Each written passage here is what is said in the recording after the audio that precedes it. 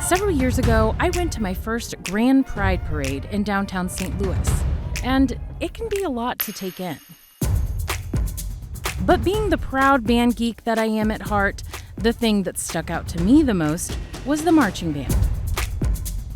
Yes, it was their brightly coordinated colors, peppy music, but above all of that, I couldn't help but notice these were grown adults in a marching band.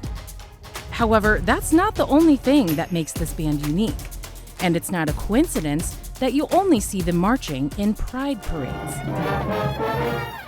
I wanted something where I felt comfortable being both gay and a musician. And people refer to me as the gay sax player, not Gary. Gary Reynolds is the founder and artistic director of BandTogether, a musical organization open to players of all abilities and identities. Like a lot of people who participated in high school or college bands, Gary was looking for a new outlet to keep playing, but didn't always feel accepted in community groups.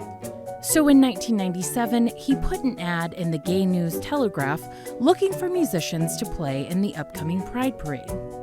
I had about 10 people show up, which was fantastic because I didn't know if anyone would show up. The downside was, of those 10 people, about 6 or 7 of them played saxophone. So we had to be very creative with how we were going to get all the parts covered. And we had no plan past that. Once we did that, we had no idea what we were going to do. So we thought, well, what do we do? Do we get together again? Are we done?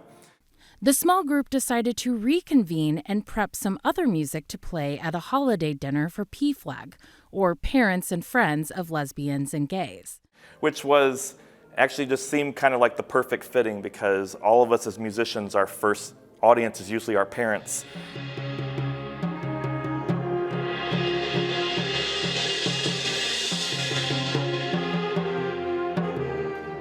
Flash forward 26 years later, BandTogether now has upwards of 200 members.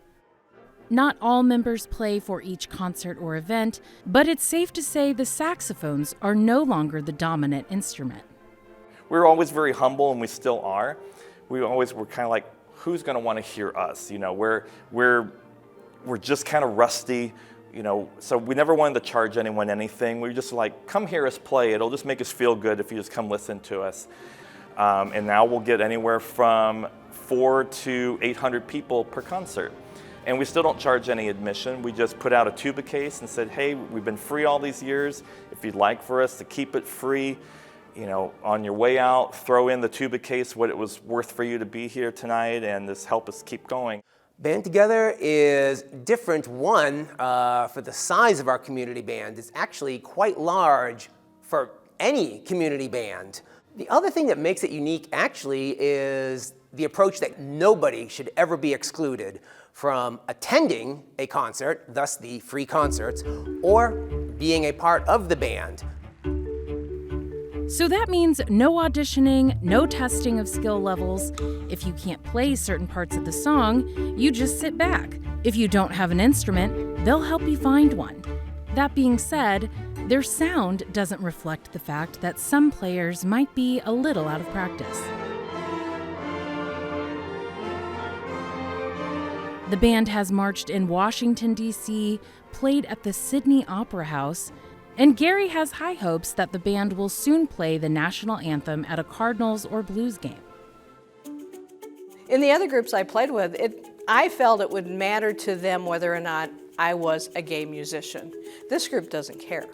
I was invited by a friend who played in another community group with me, and that person and I got married 8 years ago. I kidded myself for a long time that I joined the band out of tribute to 2 of my brothers who passed away from AIDS. And that was my story for a long time, and then no, it wasn't the case. So I found a new family and a great community to be with. You know, I think you'll probably hear a lot of people say this, but band, it's family. I can trace pretty much any meaningful relationship I have in my adult life right now to the decision to join the band. You know, I made friends. It's how I ultimately ended up meeting my wife. You know, lifelong friendships and relationships just because I play the trombone. It worked out. Culture has changed a lot in 26 years, and what is readily acceptable now certainly was not when we first started.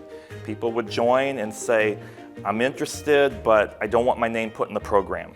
Or I'll march in the Pride Parade, but I want to be put in the middle so I don't get caught on camera. So I think initially people joined because it was a safe place. And then I think over time people joined because, hey, I came to one of your concerts and it really sounded good and I want to be a part of that. And for it to be more of a music organization, we certainly remember our roots and why we started it, but what it's evolved into is beyond anything we ever expected. It's our chosen family.